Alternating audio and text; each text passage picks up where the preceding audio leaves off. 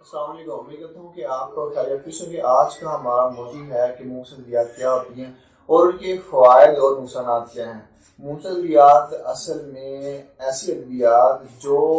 After using آپ کے intercourse کو ڈیلے کی فارم میں لے کے جاتی ہیں۔ یہ تمام طرح کی ایسی ادویات منفرد ادویات میں استعمال ہوتی ہیں۔ یاد رکھیے کہ موسٹلی ان میں ادویات جن کا شمار ہوتا ہے وہ ڈرگز ہیں، جس طرح دتورہ ہے، یہ ایک ڈرگ ہے اور ایک زہریلی چیز بھی ہے۔ اس کے علاوہ افیون، اوپیم کے نام سے جس کو ہم جانتے ہیں،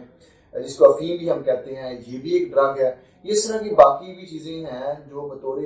منسک ادویات استعمال ہوتی ہیں۔ اس طرح بہت سی ادویات ہیں جو اس مقصد کے لیے اس زمرے میں آتی ہیں کہ وہ ڈرگز میں وہ کاؤنٹیبلٹی ہوتی ہے۔ اب ان کے فوائد کی جہاں تک بات کی جائے تو ان کے چونکہ نقصانات زیادہ ہیں، بہت کم وقت میں اس کی ضرورت جو ہے وہ پڑتی ہے۔ بعض دفعہ ایک مریض آ کے جب اس کو پیچھے اس کی کلیئرٹی نہیں ہوتی، اس کو واٹ از ریٹ اس کو نہیں علم ہوتا، تو وہ ایسی ادویات کے پیچھے بھاگتا ہے اور وہ ساری زندگی ایسا اس کی بات کبھی ختم نہیں ہوتی، اس کی دوڑ کبھی ختم نہیں ہوتی، وہ ساری زندگی اسی چکر میں وہ پھرتا ہے۔ اس کو کوئی اس کی بات اس کی کوئی رہنمائی نہیں کرتا کہ آپ یہ دوڑ جو ہے ریئل میں جو ہے وہ غلطی پہ ہیں، آپ غلط راہ آپ نے اپنائی ہوئی ہے اور پیچھے اس کی کوئی خاص رہنمائی نہیں ہوتی۔ اسی وجہ سے ایسی ادویات لوگ استعمال کرتے رہتے ہیں۔ اور یاد رکھیے گا یہ ساری کی ساری ادویات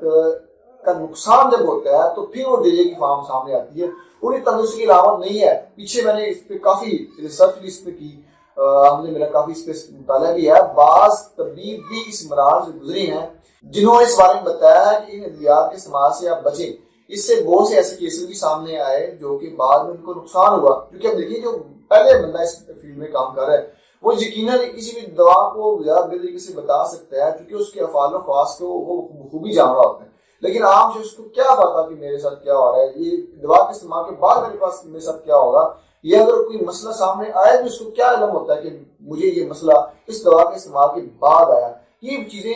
جو ہے لوگوں کو نہیں پتا ہوتا۔ اب ان کا نقصان کس طرح ہوتا ہے، وہ سب سے اہم بات یہ ہے کہ اس کا سب سے بڑا نقصان جب ہوتا ہے وہ آپ کے اس پروسیس کو ڈیلے کرنا ہوتا ہے اور اس کی قوت بہار نہیں ہوتی بلکہ ڈیمیج ہوتی ہے۔ یعنی کہ اسے جتنی بھی ہوتی ہیں یہ شارٹ ٹرم میں یہ فائدہ مند ہوتی ہیں۔ شارٹ ٹرم کا مطلب ہے کہ آپ فرض کیجئے آپ نے 2 سال آپ نے صرف گزارنے ہیں یعنی کس کام کو انجوائے کرنے میں، تو پھر اگر استعمال کر لیتے ہیں تو یقیناً آپ کو فائد کثیر مل سکتے ہیں ایک لحاظ سے۔ لیکن اگر آپ نے لانگ ٹرم چلنا ہے، آپ نے اپنے وقت کو اچھے طریقے سے اور لانگ ٹرم میں آپ نے انجوائے کرنا ہے، یعنی کہ لانگ لائف میں لانگ ٹرم چلنا ہے، تو یقیناً پھر آپ کو ایسی ادویات کے استعمال سے بچنا چاہیے، کیونکہ لانگ ٹرم کا مطلب ہے کہ آپ اپنے نارمل رہیں، آپ وہ جو ودیت کردہ قوت قدرت نے آپ کو دی ہے اس کو بڑھانے کی کوشش نہ کریں۔ ترقی کرنے سے وہ بہت سے کام ہے، اس میں ترقی کریں۔ آپ اس کام میں ترقی کریں گے، ترقی نہیں ہوگی، آپ کی تنزلی ہوگی، آپ کی بربادی ہوگی، آپ کا نقصان ہوگا، آپ کا لاس ہوگا اور آپ کو اس کی خبر بھی نہیں ہوگی۔ امید کرتا ہوں کہ یہ ویڈیو تمام لوگوں کے لیے